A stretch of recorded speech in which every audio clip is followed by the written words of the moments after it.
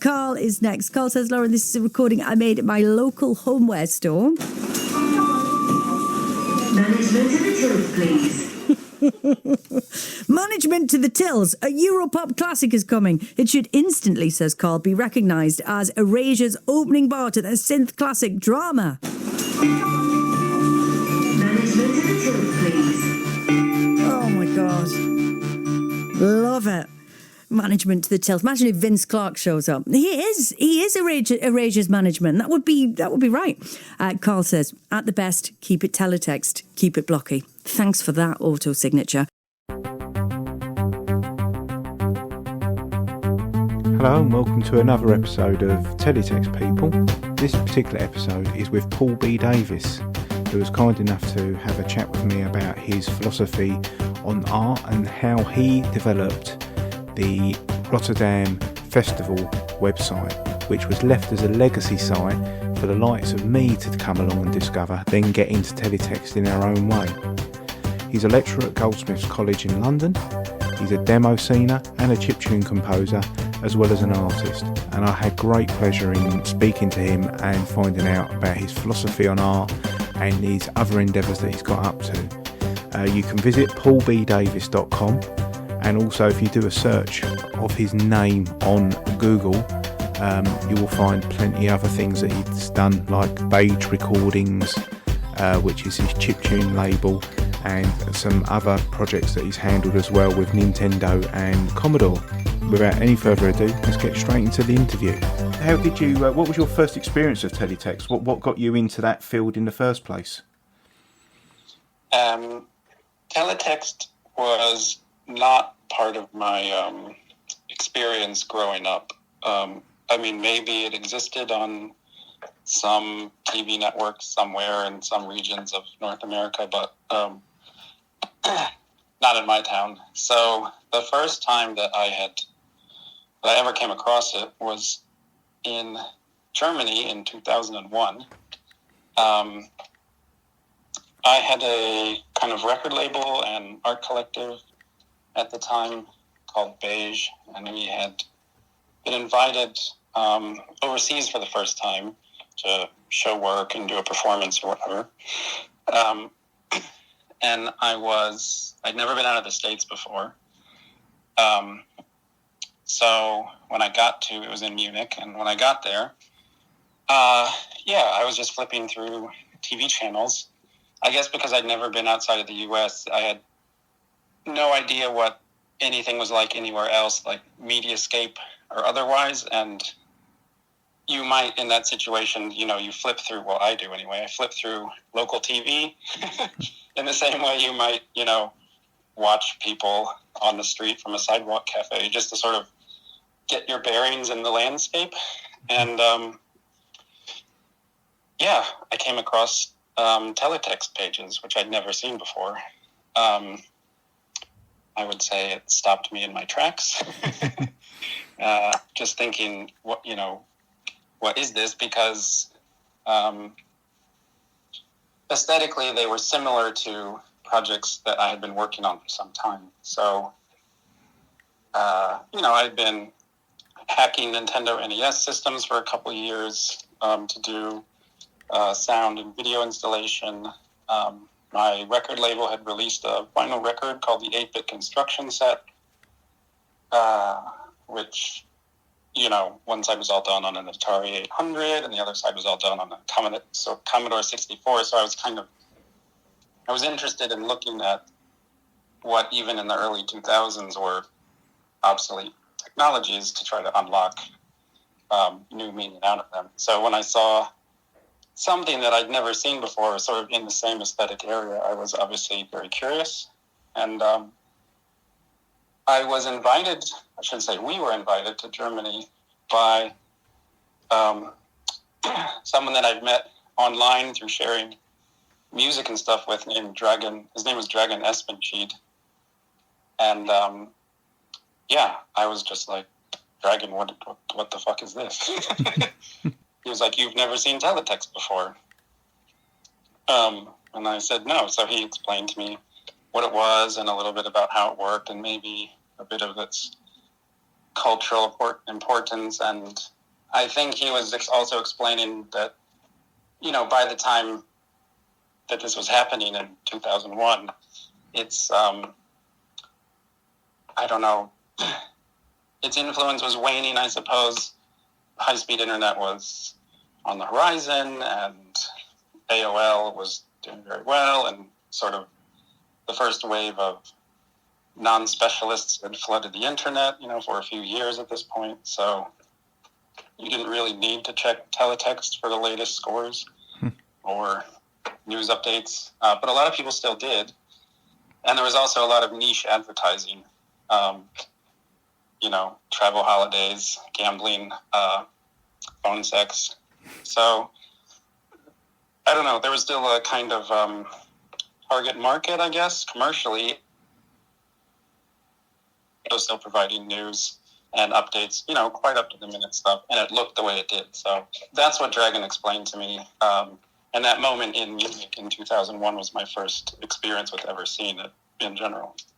You said that you came from North America and you had no experience of like broadcast teletext in the past. I know that I've spoken to other people who said that they did try to get it off the ground in North America by I think there was KeyFax and some other services as well, but I think they were very local to like Chicago and places like that. Was that not near an area where you came from?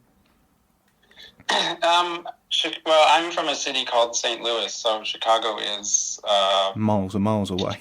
A 5.5-hour drive away, which is actually pretty close by American standards. But we wouldn't be getting Chicago local television. No.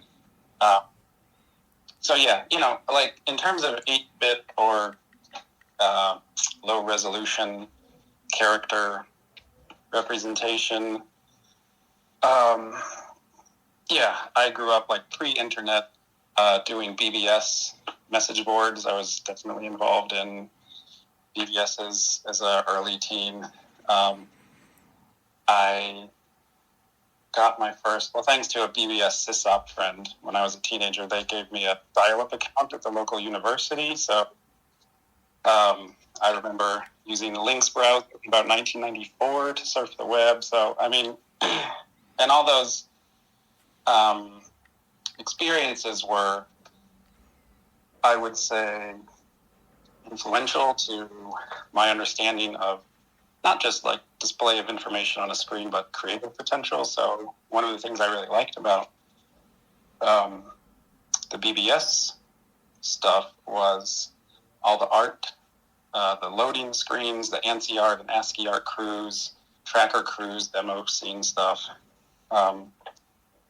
So I suppose, yeah, that was my context, sort of, like visual reference points, I suppose, when I saw teletext for the first time. And I was just surprised I'd never heard of it because, I thought I kind of knew. When you're young, you think you know whatever, so I was surprised to find an entirely new format that I'd never seen before that looked like, in a similar vein. So, yeah. Oh, that's it. And you mentioned that you dabbled with Atari and Nintendo and Commodore. Was that mainly chiptune stuff for the record label? Yeah, so it was a similar kind of, like, I didn't have an Atari growing up or a C64. My computing experience was some colleague of my dad dropped off an IBM PC of some kind in the mid-'80s at our house for a few weeks. And I plunked around on that, didn't really do much. Then they took it back because I guess, I think there was just, my dad had asked, like, oh, could I borrow a computer to see what it does? And we couldn't really get it to do anything particularly interesting, so that was it. Then there were Apple IIs and all of my elementary schools, and, we did, like, logo stuff, programming little turtle graphics and playing all the regular games that you would play, et cetera, et cetera. And it wasn't until teenage years in the kind of, early to mid-'90s that we got an actual computer. So I missed, like I played the 8-bit games because I had a Nintendo NES, and my friends had Commodore 64s and stuff, but I wasn't programming from like 4 years old or whatever, like some of these demo coder people. And I suppose that kind of informed how I approached teletext when I found out about it, because when I decided to get into the 8-bit computing consoles as like a potential art medium, it was already tinged with, like they were already obsolete. So this is a bit more about my history than teletext, but I think it'll provide a bit of contextual relevance here. In 1998, when I was in university, I discovered eBay and Atari for $5. So I bought a load of them. Commodores were ever filled our dorm room with them, and kind of went to town trying to make music. And I was exposed to sort of ASCII and ANSI demo stuff in the 90s, and I'd seen like, Future Crew, like the main kind of demo scene pieces, but I had no encyclopedic knowledge of everything that was happening in the scene. And so I decided, well, that's what I would like to learn about. And I wanted to find an answer to the question of, I wonder if I could do something new with this machine that's 15 years old. And that's where the record and the later Nintendo hacking projects came from. So when I saw teletext, the same question was already there in the back of my mind. Like, this is a similar sort of format of a similar age. I wonder if anything new can happen with this that hasn't happened before. So I started to learn about what it was, the history of it, how it was displayed, the technical side behind it, and then just kind of filed it away as a cool thing that maybe an opportunity would come up where I could work with it. So how did that get discovered then? So you've put that away and started to investigate the aesthetics and sort of like the foibles of teletext. How did that sort of like come into the attention of the Dutch broadcasting company for the Microtel project? Right. So that's basically my one kind of teletext related project, actually. And that was about 5 years later. Me and my partner at the time, Emma Davidson, were asked to be in an exhibition. The exhibition was part of the Rotterdam Film Festival. And it was at the Witte de Wit Center, WITTEVEWITH. I think it might be called something different now. But anyway, the point of the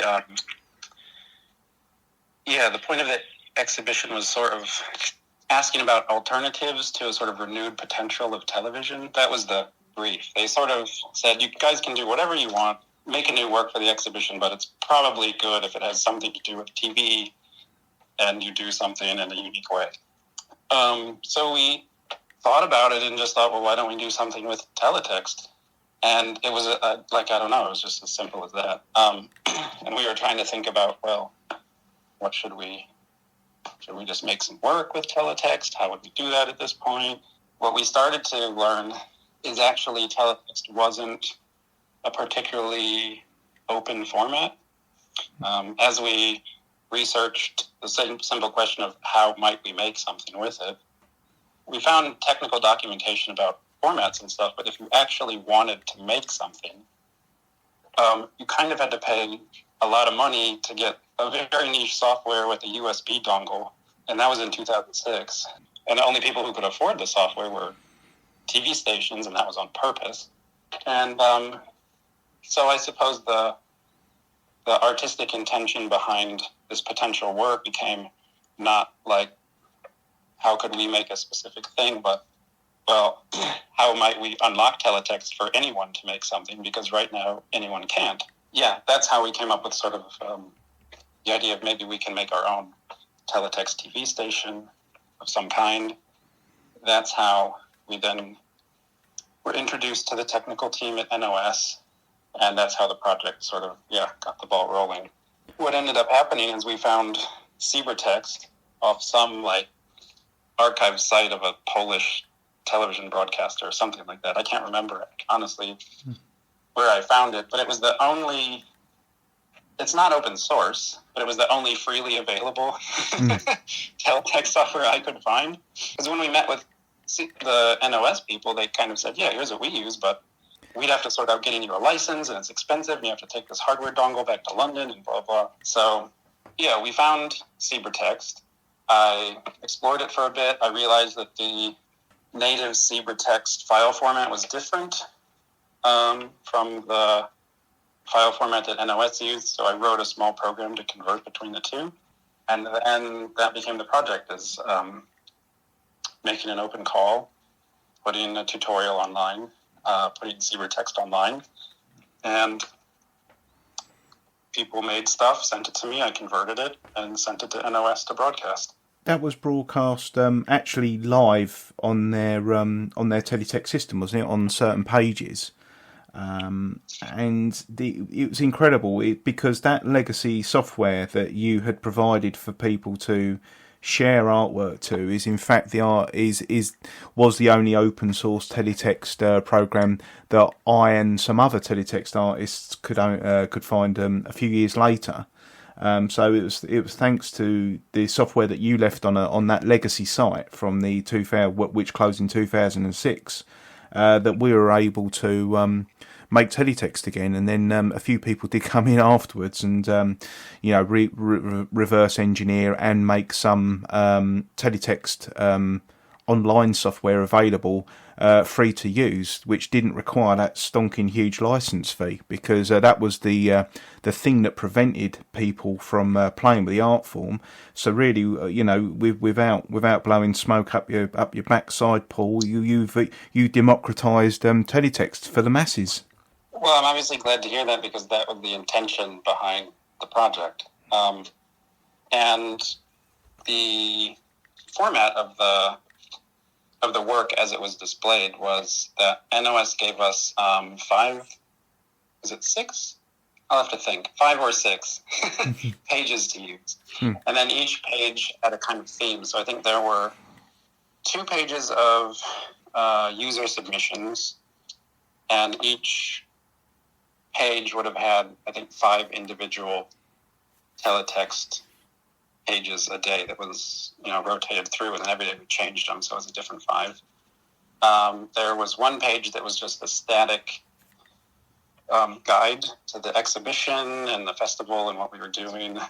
There was another page that was Emma, like Emma and I make stuff, just we had our own little page. And then there was one more, I can't remember off the top of my head, but I'm sure the archive site will have it all documented. And it ran for, I'm going to say 2 weeks. We were in Rotterdam for a long time. And we also gave workshops in the gallery, lots of them actually. So we would teach people how to use cybertext.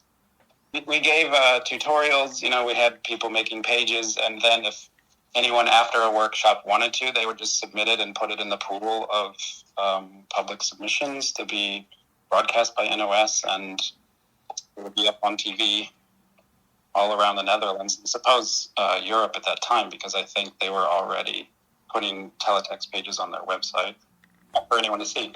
Did you get many contributions from people? Was it very popular? We got several hundred, I would say.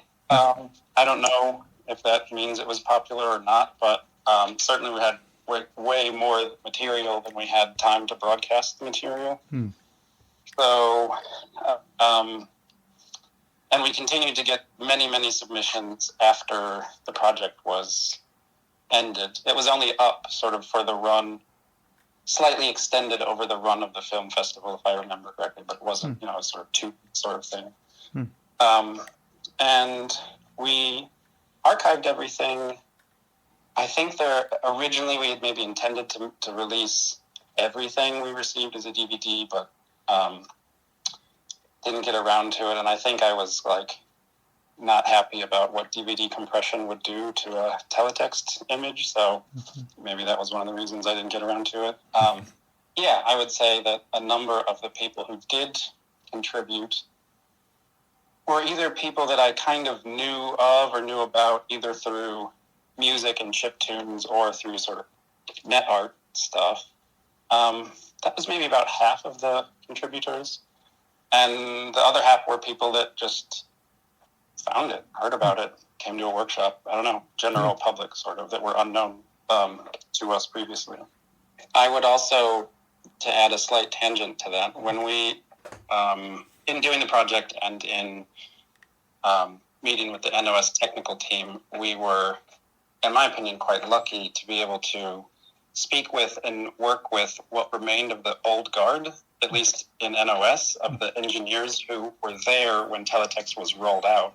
And they had a lot to say about it, positive things, obviously. And they also, there was one fellow named Ronald in particular, can't remember his surname at this point, but he really took time to tell us what teletext meant to him as an engineer and how, as part of his career, but also as just as a community, even at that time, which might sound kind of, well, quite obscure, I suppose, but he wanted to show me teletext Christmas cards that the NOS crew had made for the BBC crew, and the ones that they received back in the early 80s, and he made all these printouts for me, and it was a whole culture inside the institutions that were developing teletext and running teletext at the time, which was just like fascinating. and I don't think anyone had ever inspected it or, examined it the way that we were at the time. And so he'd never had anyone to really, outside of engineering type, to talk to about it. And he seemed really touched that we were interested and we cared. And as a result, we got, I think, a lot of both technical help, but sort of contextual support for what we were doing. I still have the printouts that he gave me. So I'd love to. Yeah. I'd love to see pictures of them at some point. That'd be quite interesting to see, because I've spoken to many other teletext providers as part of the podcast series, and there is this band of brothers approach and mutual encouragement, regardless of which service you work for. There was always this big momentum to keep the medium going. Yeah, I think that really lines up with what we saw. I don't know what, if they thought that our project was necessarily going to keep teletext alive or not, but it was more that they were just happy that someone who wasn't an engineering nerd wanted to hear their story and see what they were up to, and took an interest in the medium that they dedicated their entire careers to. You mentioned a DVD, and that was mentioned on the website that one may become available. Are you saying that the DVD was never available? I'm pretty sure it was. I mean, I feel like I would remember it. Yeah, for sure. It was. Yeah. But I know that I have an archive of every submission still, and I have all the material. So at the moment, I'm kind of in my studio practice. I've been returning to kind of things I was doing around that time, mostly in an archival sense. But I think maybe this interview comes at a good time, because it's a reminder to look at the Microtel project and archive it and make the entirety of it available, not just because the archive site that's up is sort of the invite to come participate in a bit of documentation, but there's quite a bit more that was created. So yeah. Well, this is just off the top of my head. I may be completely wrong, but I think the LibreText saved it as a format that it called TTV, and I think maybe what I wrote was a TTV to TTI converter. I've got all the code still, so I could just run everything through and send that through as TTI. That actually sounds pretty trivial, though. Yeah, I had some idea that there was some further interest, post Microtel, although not immediately. I think it was, say, maybe 2012 or 2013. I was invited to be a judge on something called the Internet Teletext Art Competition or something like this. Was that the ITAF? Yeah, that's it. Yeah. And then that was super fun. And next year I submitted an entry myself. So, and actually the reason that I found out about it and was asked to be a judge is because one of the organizers got in contact and said that they wanted to they essentially relied on the Microtel archive site to tell everyone how to do what they were doing. I suppose maybe the web editors that you're talking about hadn't been created yet, or maybe no one knew about whoever had created them at that time. I'm not sure, but they said they wanted to use text off the archive download link and to put it on their site, and that was of course fine. And they wanted to use my tutorials on their site to tell people how to contribute work to the competition. Of course, I said yes. But I just thought, it was quite fascinating but I remember the NOS tech people saying something like, don't use blue on a black background. Or there were a couple little things that they were like. So when the project finished, then was that the last dalliance you had with teletext for a while? You mentioned that you did some judging for ITAF, but was that the what projects did you go on to after teletext? So the only teletext related projects that I've ever done are the Microtel thing in 2006, and then I was a judge at the first ITIF, and I contributed to the second one, if I remember correctly. The other projects, my day job is I'm a lecturer in fine art at Goldsmiths College in London. Before that, I lectured in the Innovation Design Engineering course at the Royal College of Art and taught at other art colleges, Ravensbourne College of Design and stuff, all in London. I still make music and DJ and occasionally release records. I finished a PhD just before the pandemic. Just a kind of mishmash of things like that. I just had a kid. Well, he's 4 now and another one's on the way, so been quite busy doing that. That'd be an understatement, yes, for sure.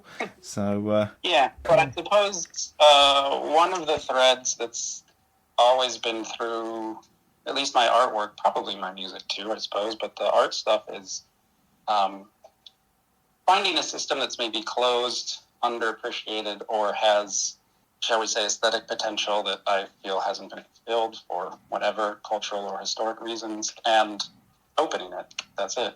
Sometimes I feel like maybe what I have to say as an artist in the medium is, I don't know, good or bad, who knows? It's almost more important to open it for other people than my own particular take on it, although I do have takes that I do. Like I make work and not just I make static works in addition to sort of participatory projects.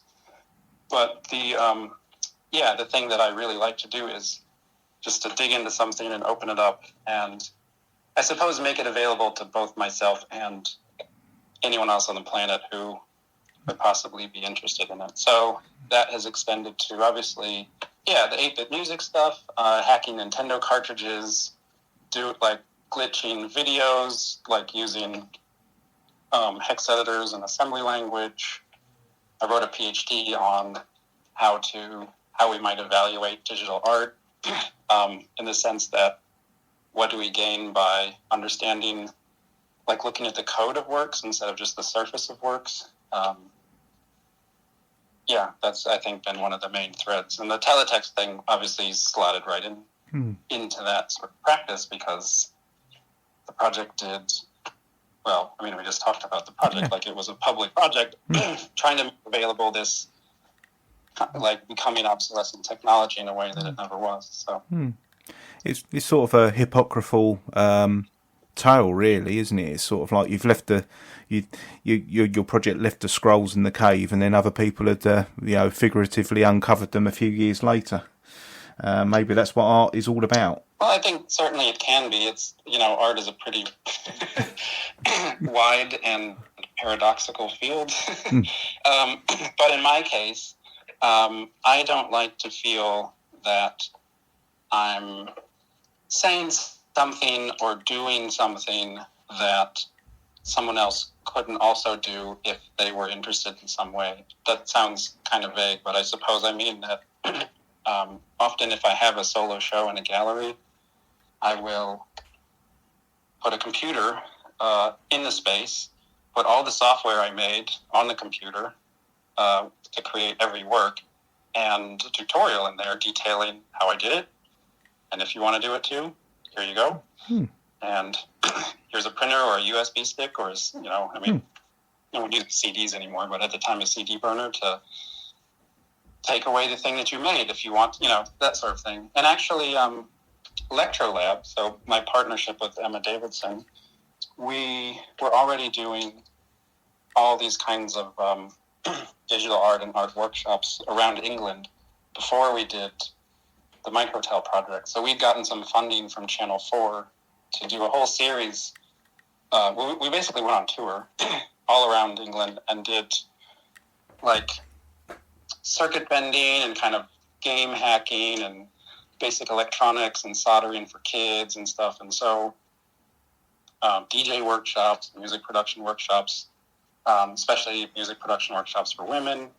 Yeah, I don't know how to articulate it other than it seems a waste to just sort of do something as an artwork or anything, I guess, and try to pretend that like it's special and no one else can do that thing. And it's, to me, much more compelling to do something and then leave a path to everyone else if they think the thing you did is interesting. I mean, I don't think everyone likes to receive artwork necessarily. Some people like to have the magic and the theater and the mystery or whatever, but a lot of people don't, especially people who are creative themselves and might also want to be artists or take inspiration from what you're doing in their own creative way. So this is completely divergent from teletext, but I remember a show that I did, a music performance in Chicago, and before I started speaking to the audience, got on the mic, and I was like, this is the software that I've written to do this, and this turntable is connected to this thing, and this synthesizer is going through this effect, and I've got my keyboard here, and I'm going to do X, Y, and Z. And I wasn't even halfway through explaining my setup before someone in the audience actually jumped on stage and said, be quiet, I don't want to know, you're going to spoil the magic. So I don't really think about art the way that person did, but I suppose it was interesting to me, obviously, to take what she said on board. And it reminded me that, not everyone likes to know, or, obviously, whether you know how something was made or not, you're still going to make up your own story for what it is you are and how you relate to it. But for me, I think that at least I want to give everyone the opportunity. And so I just do the work. I put all the contextual stuff in the space, and then I just let people explore it however they want. I just remember this, of course, because like the latest work that I made. Yeah. I hadn't done anything in an art gallery for some years, like definitely since before my PhD was finished, so it's like more than 5 years ago. But yeah, I just did a work that's on show here in London, and it was taking a fire effect from early PC demo scene. And it was, I don't know if you've seen any of that demo scene. They do little like rotating cubes and flying through a sphere and stuff that was really cool to see on a PC in 1994. But obviously, and still impressive now when you see it done on old 8-bit systems, and it's still being done today. Yeah, exactly. So this one was a fire effect that I really liked, and it was actually quite influential because it was the first fire effect ever produced in the demo scene. It was from a demo in 1993. So I got in touch with the programmer, who's still around. He's a game dev. Let him know, what I was up to. Got his original source code. Tinkered with it a little bit because there was some kind of, I don't know, like the bottom I thought was a little bit too sparky. So I just sort of, massaged a few bits, but mostly left it intact. Rewrote it so it would run sort of bare metal, no operating system, put it on a single board computer, slap that on the back of a monitor, put that in a fireplace, and then installed it in the gallery. And I printed out the original source code from the crew and left that on the mantelpiece for people to peruse if they wanted. So, I'm just mentioning that work as a way of sort of explaining both my own process for making work, but also the way that I always leave basically how-tos lying around for audience to use if they want to. Yeah, you're leaving the musical instrument in the corner that you've made the composition on for someone else to pick up and have a go, in a way. So so where do we find the links to your other works? Is there anything online where we can see your 8-bit work and your and your art installations? I am extremely bad at public documentation. I'm much better at sort of hoarding all my stuff and filing it away for it to do at some future date. Sure. But I just did, for the first time in my life, I bought paulbdavis.com. There's nothing there yet, but eventually, hopefully in about a month, there will be pretty significant documentation about most of my career. In the meantime, if people simply Google my name, they will probably come across beigerecords.com, which is the record label / art collective that I co-founded, and that has the music stuff on it. They might come across postdata.org, POST-EATA.org, and that is the website for the art collective side, so that has a lot of the early Nintendo works and prints and videos. Searching for my name will come up with the gallery website that has more recent work.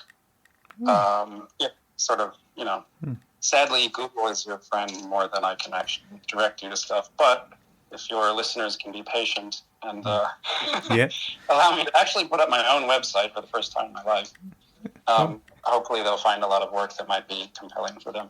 Well, that's absolutely brilliant. Thanks again, Paul, and it's been an absolute pleasure, and to speak to the originator of what's taken up a lot of my time in the last 10-15 years and a lot of time of other people has been a real privilege. Thank you very much. Yeah, my pleasure. Talk to you soon, hopefully.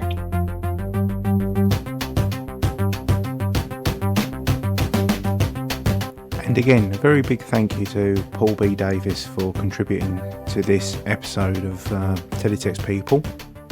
I hope you've had as much enjoyment listening to this as I had of making this and the rest of the series as well. Just a little reminder that you can, if you feel inclined, buy me a KoFi. It would offset the costs of having the podcast. It's not a colossal amount of money, I'll be honest with you, but over the passage of time, anything that can offset the long-term costs of keeping these podcasts available for everybody would be much appreciated. I've considered doing a Patreon, but I think that I'm giving everybody, hopefully, the top tier as it is. I wouldn't want to hold anything back because I'm really just sort of giving it my best shot at doing a podcast series anyway. So that's the begging bowl out the way, I guess, and there's nothing left to say except Teletext People is a bite high no limit production, and until next time, keep it blocky.